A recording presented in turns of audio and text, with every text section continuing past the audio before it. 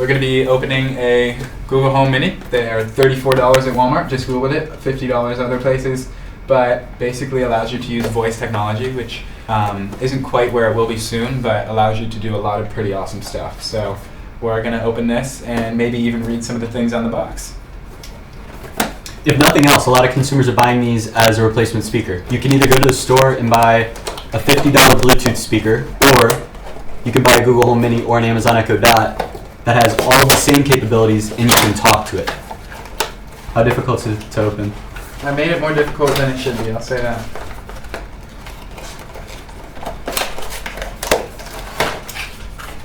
Charger. Cool. Should I put it up there? No, you'll need it to set up your Google Home Mini.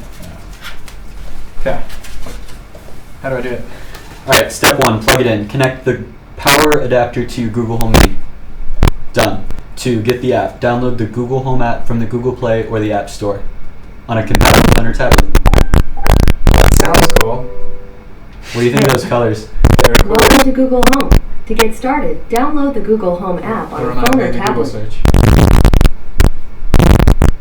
It was all the Google colors from the Google search. Like,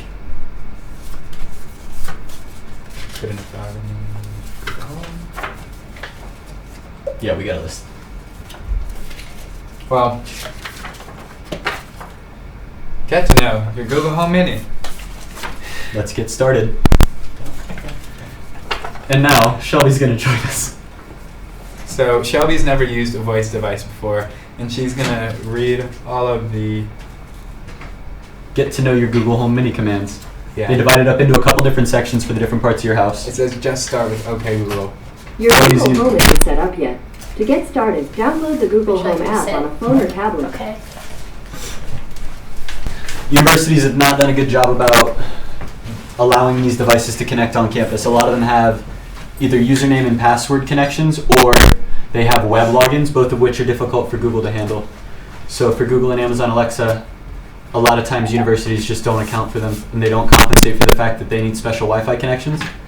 And universities like ours, what we just hit, Pat tried to connect the Google Home Mini to our Wi-Fi. Your but our- Google Home isn't set up yet. To get started, download the Google Home app on a phone or tablet. Your Google Home isn't set up yet. To get started, download the Google Home app on a phone or... The mic's off. Now she can't hear us.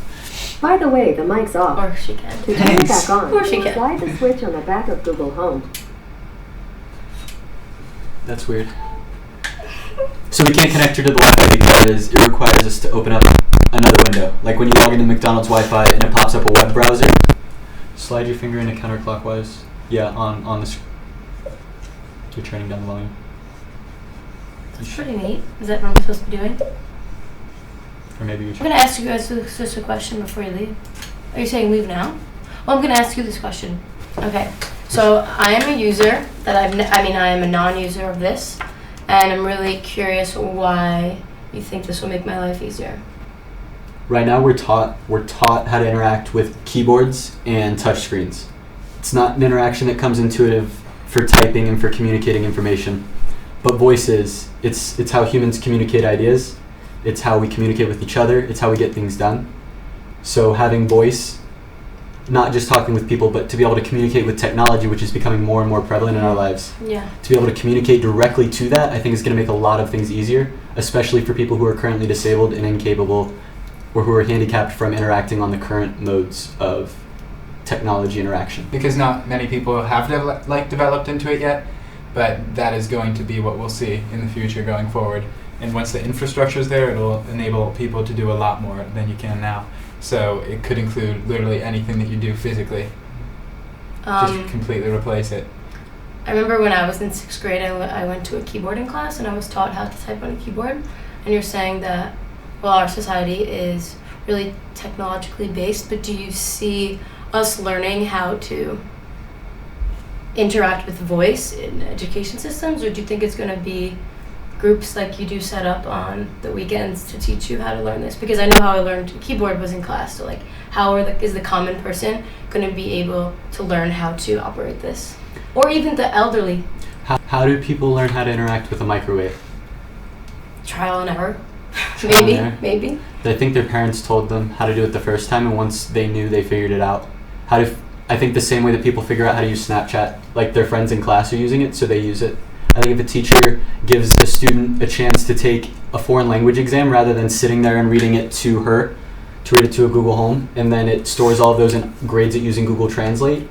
I think we're going to be able to use little tools that are then going to create opportunities to use new tools, and then it's integrated. In the same way that once Ohio State says, hey, we're going to give all the freshmen iPads, then every single classroom is able to say, okay, we built an app for iPads because we know every student has one. Once we have these tools in the classroom for one single reason, it opens up an entire floodgate of opportunities for us to use voice in more ways to augment, not to replace the teacher, but to help her do a better job and to help ensure that each student is able to be catered to. Do you think this will help the teachers do a better job because it will allow her or him to cater better to her students, or are there any other ways that you think this will allow teachers to be the best that they can be?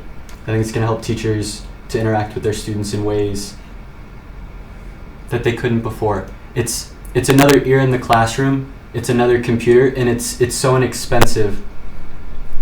Right now, schools are paying hundreds of dollars to give each student a Chromebook, which I think is awesome. I think that we should be.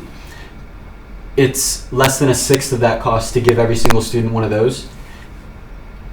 And I think it's going to help us to augment, like to be able to play a math game using your voice. Same way that we sat in class and we played these games where we went around the room, said, what is 3 plus 5? And you're compared with the person next to you, and whoever gets the answer right gets to stay up while the next person gets asked, what's 5 plus 10? She can rattle off real quick all of those homework questions, and then she can give a grade back to the teacher saying like, hey, he practiced for the night. You don't need a teacher. You don't need him to sign a sheet that says it, because his voice is his ID.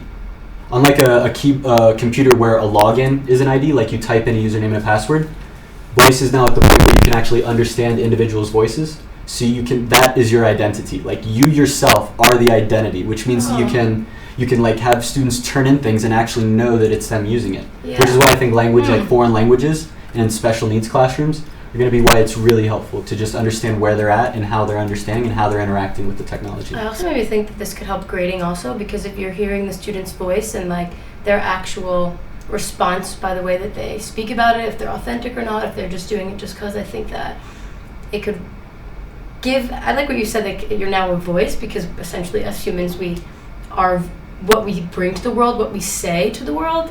So saying that we now can be a voice is really appealing to me, because even though they're going to be digital conversations, it's going to be completely different, because now you're going to be able to talk to somebody rather than having to type it. That's really And something important. different comes out That's really important. because you're talking. And we don't know how it's going to impact everybody yet. The Yeah, same we way don't know, when yeah. the iPhone came out, I remember the thing that I really liked was when my cousin pulled out this little app that you did this and it made a shotgun noise, and then you did that and it made the I thing. remember I that. was like, I what? remember that. The phone knows how you're tilting it. I was like, Right. that's crazy. I want that next Christmas for like. And then once it's there, it's like now we use it for every single banking. If you don't have, everybody does banking on their mobile phones now. Everybody, your security cameras are attached to your mobile phones. You control little remote controlled cars in your drones. Rather than using an actual remote control, you use your phone. Your phone is Remote controls like your the phone is TV. the access to communicate with the digital world. Right. And it requires us to understand how to type and how to use an interface that we really had to teach each other. To just be able to say, I want the drone to go up, I want it to record me for 30 seconds, and then just go. And it goes up there and it records. Or I want it to follow that point. You can use it in ways that we think about, just every single way that you communicate information, and then rather than having to wait for 4 or 5 people to go and get that job done, one computer is able to do it all. And that doesn't mean that we're eliminating jobs, we're just augmenting the jobs that exist. We're trying to make it so that people are more empowered to do more, to get more done, and to then be able to spend more time doing what they want to do, rather Instead than of like typing on a instead of computer. spending more time trying to figure out how to interact with the technology. That's a beautiful idea. And I also think that the beauty of technology is that it is unknown, and the amount of advancements are like infinite. And I think that's really, really amazing. Humans are just so good at being curious, at figuring out Right. how to just play around with something and to make something totally new. And as long as you do that, you've found a way to provide value to society, and someone's going to pay for that. Yeah, and make lives easier. Like, I don't know why I'm thinking about the elderly community and how if it's hard for them to be mobile and you can just speak like, hey, can you close my door? Like that would make someone's life that much easier just by their voice. And I think that's incredible. Well, we should Namaste to you all. try. Goodbye. And that's all. Hmm.